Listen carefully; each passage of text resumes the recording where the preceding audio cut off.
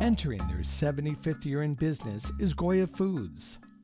Founded in 1936 by Don Prudencio Unanue and his wife Carolina, both had immigrated from Spain, and their adventure started with a small storefront in Lower Manhattan.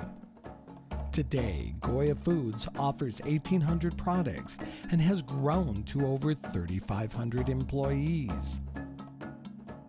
Hispanic Lifestyle was on hand as the company provided insights into their 75th anniversary plans.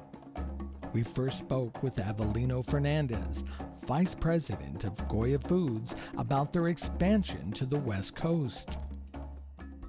We've seen tremendous changes. The company has grown leaps and bounds. We have doubled, for example, here in Southern California, we have doubled our sales in the last 4 years, and continue to grow. We've seen lots of new products coming out. Now lately we're coming out with our new low sodium lines of rice, beans, seasonings.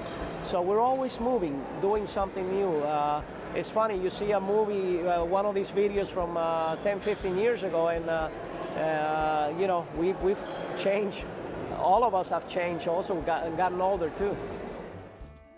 As consumers continue to experiment with cooking styles, Mr. Fernandez spoke about Goya's recipe books highlighting Latin American cuisine. A series of books that we have from different regions, from Spain, Mexico, Central America, South America, and now our new fusion cuisine. It's a way to entice people to cook and use our ingredients and our products. One of the new products that we came up with not too long ago is a complete seasoning that now I use on my salads, on meats, on anything. And items like this that make you look good in the kitchen. That's what we're all about. Mr. Fernandez went on to talk about the company's plans for expansion. We're focused on growth, obviously all over the world, but we're very focused right now on this part of the country, in Southern California and all of the Golden State, because of the large Hispanic population of the state, and that's one of our main consumer. So yes, we have efforts throughout the world.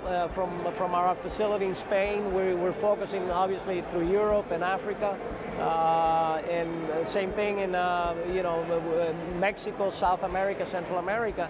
But the United States is a very, very important market to us, so this is something that we don't ever want to lose sight of. We are obviously continue to come up with new creative products for our fusion recipes, new authentic products from different parts of the world. And it's very exciting. As you saw, we have our 4th generation now working, and the future looks very bright, so the sky is the limit. We then had an opportunity to meet the grandson of the founders, Robert Anthony Unanue, who shared his thoughts about joining the family business. It really has a profound impact on my life and my work. My father has worked for Goya pretty much his entire life, and I've been around the company a lot throughout my life. And you know, going to different, I've had the opportunity to go to a lot of our different locations, and you know, I always get asked the question, you know, I get asked this question a lot, and what, you know, the thing I like to talk about is, you know, there's so many people that, you know, when Goya started and we were really, you know, gaining a foothold in the United States, it was the 40s and 50s, you know, it was different times. And people were grateful to have jobs, you know. We have people that have been with us for a very, very long time. The head of our marketing department started with us as a 21-year-old. He's now in his mid-70s. Vice President Conrad Colon. The head of our PR in New Jersey, Rafael Toro, has been with us roughly 30 years. You know, we retain employees, and there's a reason we say La Gran Familia Goya, and it's because it's not just my family. So many people have had such a touch on our company and our lives. For me, daily, it's difficult to, you know, I try very, very hard to be I have a lot of pride. I try to have a lot of respect. I try to work very hard. Many people that work for us work very hard and dedicate their lives. And you just try to kind of not necessarily live up to that, but show the same dedication or even more. And I just have so much pride and so much gratitude for the things that people have done for my family and for our brand and for our market over the years. And really, there's really no words that could really put it into perspective, but that's the best I can do. We finished our conversation with Robert by asking about the customers of Goya Foods products. It's not just the acculturated Hispanic, with the growth of the Hispanic population, and I'm sure people in Los Angeles here especially can speak to this, and I lived in Miami as well. You have this infusion of Spanish culture, and it becomes part of the mainstream culture, and Americans kind of become acculturated with the culture itself. In my experience, I was born in Puerto Rico, but I lived, most of my life in New Jersey since I was 5 years old, in areas that weren't really heavily Hispanic. Obviously, my upbringing had a very strong tie and connection to Spanish food. We've tried to keep our marketing, very appealing to anyone who is open to trying new tastes, open to trying new things. As far as our general market advertising, it's kind of a mixture between going after the general market and going after the acculturated Hispanic, because you kind of we have a whole line of heat and serve, ready to eat beans that are great. I live on my own. I don't have I don't have my mom cooking for me anymore. I'm not married yet. I have to cook a lot myself, and our red label beans are a heat and serve, ready to serve, already spiced, everything already cooked, type of product. And I can trick people sometimes. If I have a date, I can cook up some red label beans and it looks like I've made an authentic dish, and they are authentic, but I've not made it from scratch by any means. Preparing many of the dishes at the Goya event was Chef Hugo Molina. We asked Chef Molina if he would talk about his professional background. But my family were the original two guys from Italy in this country, and that's how I actually began cooking. Of course, then I went to culinary school. Right after that, you start cooking and try to look always for the best restaurant where you can actually continue learning.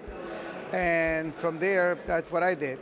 And one of the restaurants perhaps where most people recognize my name from is there in Pasadena, which was my restaurant, Hugo Molina's. And then I created also the Parkway Grill, the Arroyo Chop House, and the Crocodile Cafes, who went across country, and the Spanish Kitchen in Los Angeles. Right now, I am with Zeta in Uptown Whittier, and that is also an excellent cooking. We're doing fantastic flavors in the house, from different parts of the world, and that is also one thing that I'm very proud to say so. They can anybody can come over to try our food at Zeta. Chef Molina gave Hispanic Lifestyle his perspective on the restaurant industry. I think that cooking has been more exciting in the past few years because the style of cooking is changed. And nowadays, let me begin to tell you that many people see me, they think, are you a chef? And I say, yes, I am. How come you're not this big, so fat? And I said, no, because we all have to learn about how to eat properly, how to take care of our health, most important, and then everything else that we do. And of course, it's all about health. It's all about trying to do the best that you can for your life and for others, and that's exactly what I do. Yes, indeed, I do encourage other people to go to culinary school, to learn good methods, to learn how to do good type of cooking, good systems and all, and that is actually what it takes. Once again, without the passion, without the loving of cooking, even if you continue trying harder and harder, it's going to be very hard for you to really develop a good, I could say, to become a good chef. Do you understand what I'm talking about? So that's exactly how I see it myself. I believe myself that there is so many young guys that were trying to become chefs. Some of them make it, some of them don't. Some of them, they find out that it's not an easy life. And it's a hard life, but it's actually a very good result. The finals is what really counts. You know, and quite true. I've been in so many television shows. I work with some of the best chefs in the world, and I feel proud about it. So I encourage whoever is watching me right now, yes, get better, improve yourselves, learn a good career. I don't have to say it's got to be cooking. That is my career. So that's the reason why I encourage young people to take the career of cooking.